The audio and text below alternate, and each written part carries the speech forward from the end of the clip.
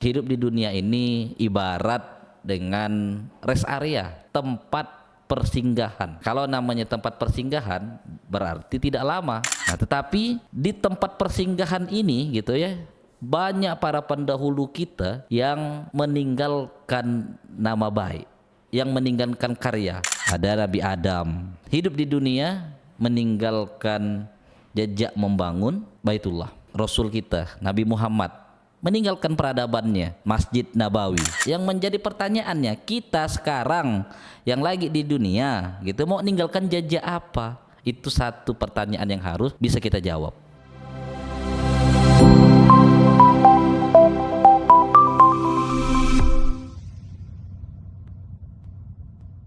A'udzubillahi minasyaitonirrajim. Bismillahirrahmanirrahim. Assalamualaikum warahmatullahi wabarakatuh. Alhamdulillahirabbil alamin, wassalatu wassalamu ala asrofil anbiya'i wal mursalin sayyidina wa maulana Muhammadin wa ala alihi wa ashabihi ajmain. Amma ba'du. Qala rabbi shrah li sadri wa yassir li amri wahlul 'uqdatam min lisani yafqahu qawli ya arhamar rahimin. Alhamdulillah, teman-teman penggerak masjid dimanapun berada, ya, salam kenal dari saya Kiki Supardi, pimpinan Masjid Ismuhu Yahya, Marbot Masjid Ismuhu Yahya.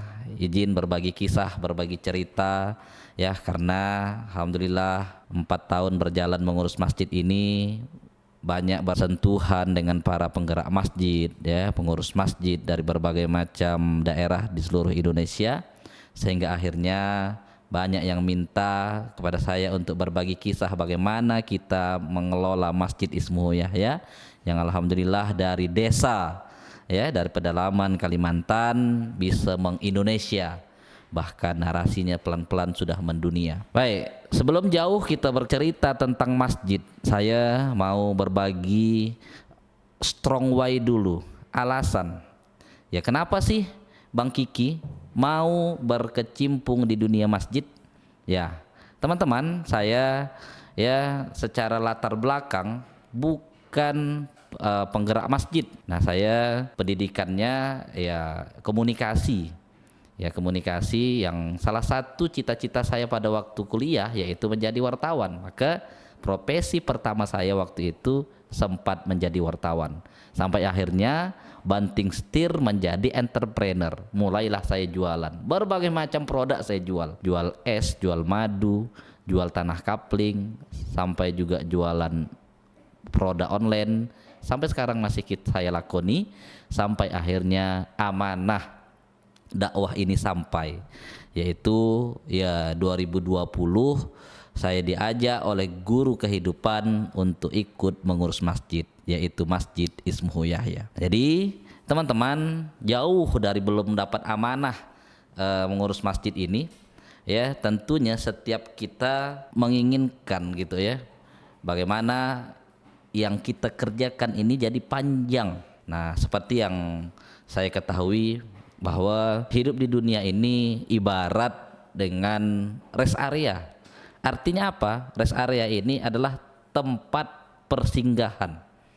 Nah, kalau namanya tempat persinggahan berarti tidak lama. Nah, tetapi di tempat persinggahan ini gitu ya, banyak para pendahulu kita yang meninggalkan nama baik, yang meninggalkan karya, walaupun macam-macam bentuknya. Ada Nabi Adam, hidup di dunia meninggalkan jejak membangun Baitullah.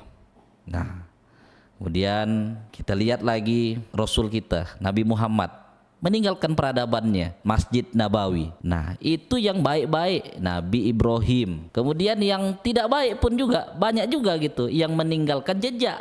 Ada Fir'aun.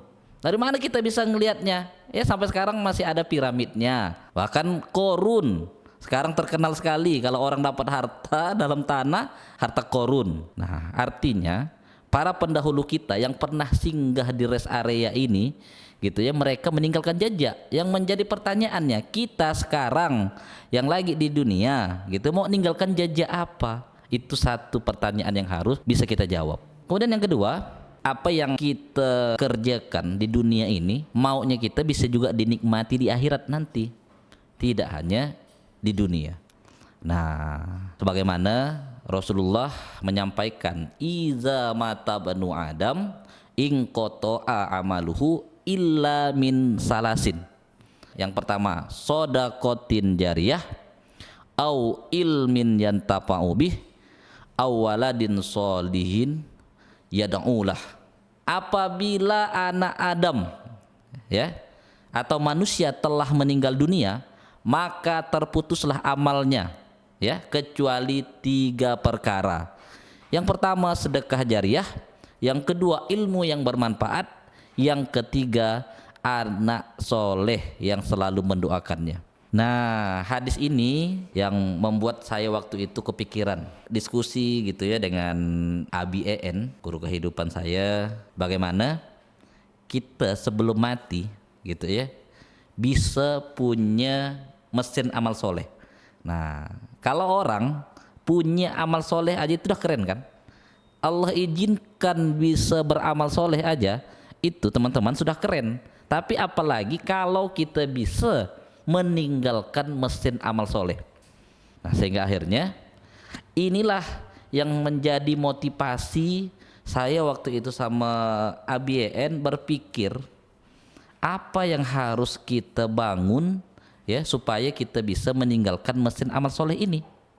Jadi kawan-kawan, saya waktu itu tertrigger tuh ya, jadi bagaimana sebelum mati bisa meninggalkan mesin amal soleh.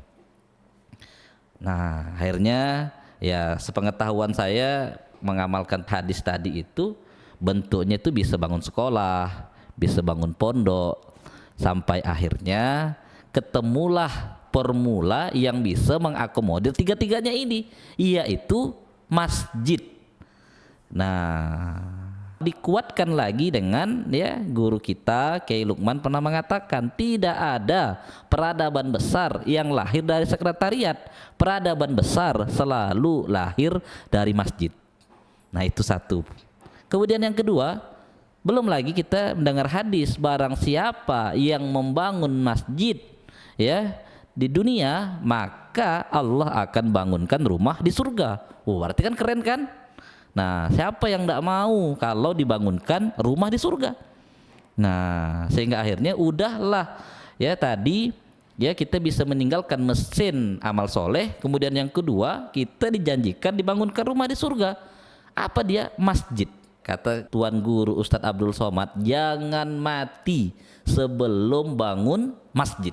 Artinya buat teman-teman yang saat ini punya kemampuan ya, apakah itu pengusaha, mungkin orang biasa juga tidak ada masalah, bisa bangun sendiri, bangun. Kalau enggak, support pembangunan masjid yang ada. Nah, karena makna membangun masjid ini tidak serta-merta harus mulai dari nol membangunnya. Membersamai orang yang bangun masjid itu pun juga termasuk dalam membangun masjid.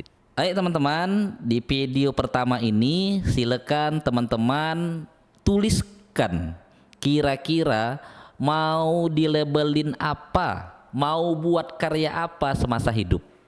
Kemudian yang kedua, mesin amal soleh apa yang mau ditinggalkan. Cukup dan kita akan ketemu di video berikutnya.